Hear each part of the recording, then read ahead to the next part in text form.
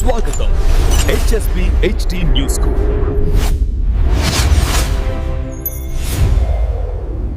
అస్సలాము అలైకుం వరహమతుల్లాహి వబరకాత్. అందరికీ నమస్కారములతో తెలంగాణ రాష్ట్ర ప్రభుత్వం 25/7/2026 తారీఖు నాడు GOMS నెంబర్ 172 ప్రకారం తెలంగాణలో ఉన్న రేషన్ కార్డులో ఉన్న సభ్యులందరూ రిజిస్ట్రేషన్ చేయించుకోవాలని ఇచ్చారు. మరి అందరూ వారి వారి వివరాలు మీ సేవలకు వెళ్ళి వారి రేషన్ కార్డులో ఉన్న పేర్లందరి మరి రిజిస్ట్రేషన్ చేయించుకోగలరు. ప్రత్యేకంగా మరి ఈ కార్డు ద్వారా చాలా ఉపయోగాలు ఉన్నాయి. గవర్నమెంట్ కూడా ఇది తప్పనిసరి అవసరమనే ఈ జీవో తీసుకురావడం జరిగింది. కాబట్టి తెలంగాణలో ఉన్న ప్రజలు మరీ ముఖ్యంగా ఎవరెవరికైతే రేషన్ కార్డులో ఇంతకు ముందు పేర్లు నమోదు కాలేదో, వివరాలు సరిగా లేవో, ఎక్కించుకోలేదో వాళ్ళందరూ పోయి పూర్తిగా పేర్లు రిజిస్ట్రేషన్ చేసుకోవాలి. మరి ఈ రోజు నుంచి మీ సేవల ద్వారా మరి ఓపెన్ అవుతుంది.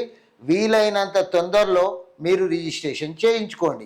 SIRలో ఎవరెవరైతే ఫారాలు ఫిల్ చేసి ఇవ్వలేదో ఇప్పటికి కూడా సమయం ఉంది కాబట్టి తొందరగా వాళ్ళు కూడా రిజిస్ట్రేషన్ చేసి ఇవ్వాలి. మరి రాష్ట్ర ప్రభుత్వం నుంచి వచ్చే అన్ని బాధ్యతలను మనము నెరవేర్చుకోవాలి. ఎవరైతే మరి ఈ రిజిస్ట్రేషన్ చేయించుకోరో రేపు రాబో కాలంలో మరి పౌర సరఫరాల శాఖ నుండి ఫుడ్ సెక్యూరిటీ కార్డులో మీ వివరాలన్నీ ఉండకపోవచ్చు.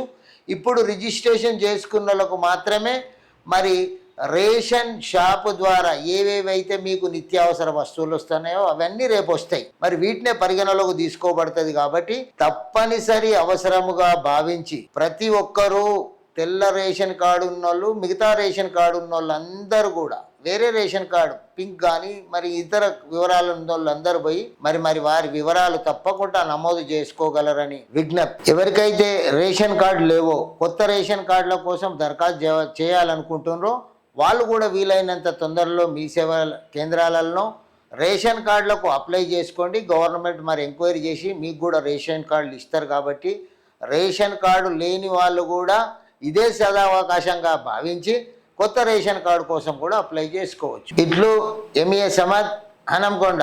జజాకల్లా ఖైర్.